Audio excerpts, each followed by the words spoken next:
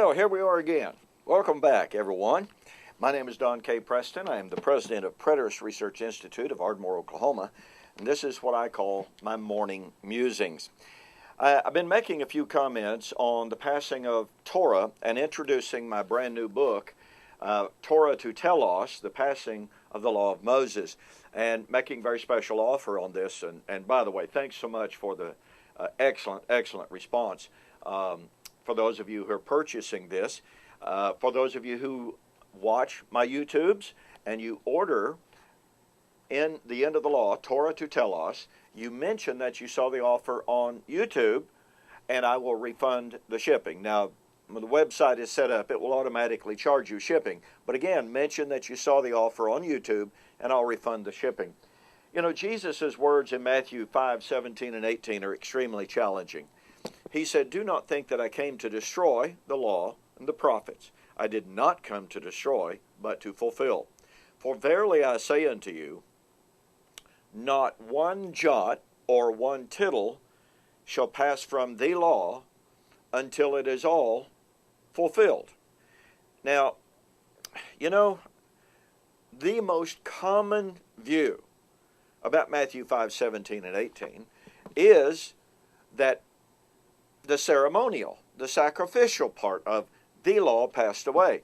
In my formal written debate with Kurt Simmons, for instance, Kurt Simmons said that the ceremonial and sacrificial part of the law passed away.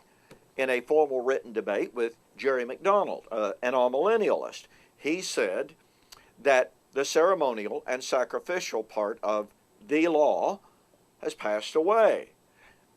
In a formal public debate with Mac Deaver, an amillennialist, in a formal public debate with John Welch, an amillennialist, all of these men took the position that the part of the law that passed away was the ceremonial, the sacrificial, in other words, the festal element of the law.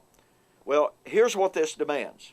And of course, I developed this in this book, brand new book, Torah to Telos, the end of the law of Moses. Now, watch this. Jesus said, not one jot or one tittle shall pass from the law until it is all fulfilled. Therefore, whatever part of the law would pass is that part of the law that had to be completely fulfilled. Right? Okay. Consider this with me.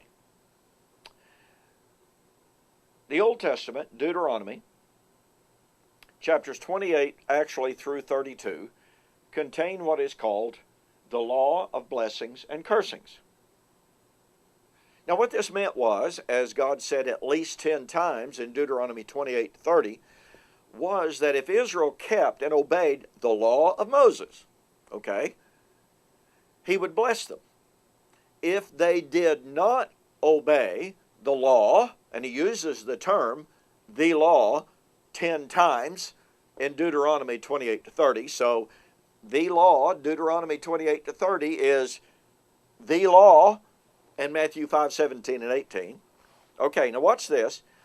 But the law of blessings and cursings said to Israel, if you do not obey the law of Moses, which is the law of blessings and cursings, if you do not obey the law of Moses, I will destroy you.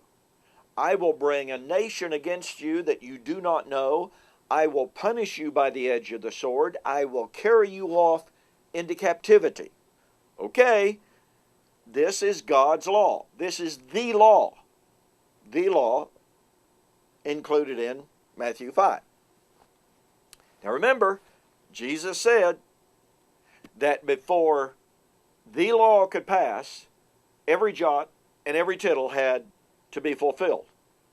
So, once again, whatever part of the law that you're going to affirm passed away at the cross, then that part of the law had to have been completely accomplished, completely fulfilled. Well, here's the question.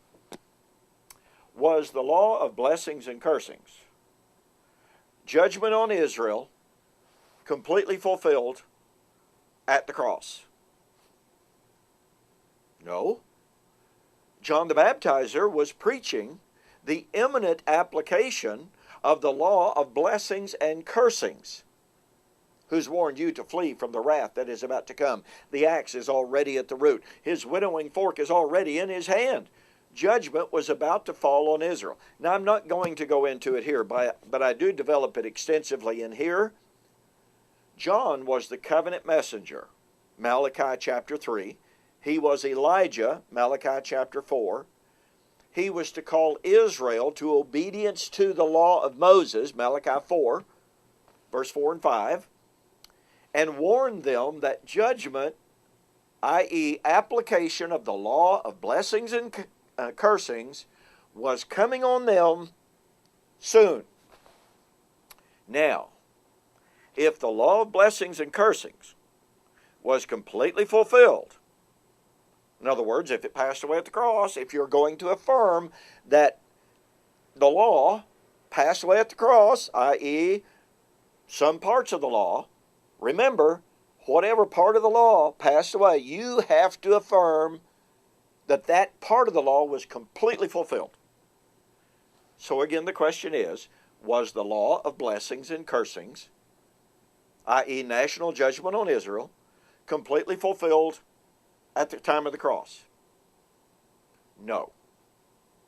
Again, John was warning about the wrath about to come at the coming of the Lord, but that day of the Lord in judgment of Israel and application of the law of blessings and cursings did not come from the time of John until the cross.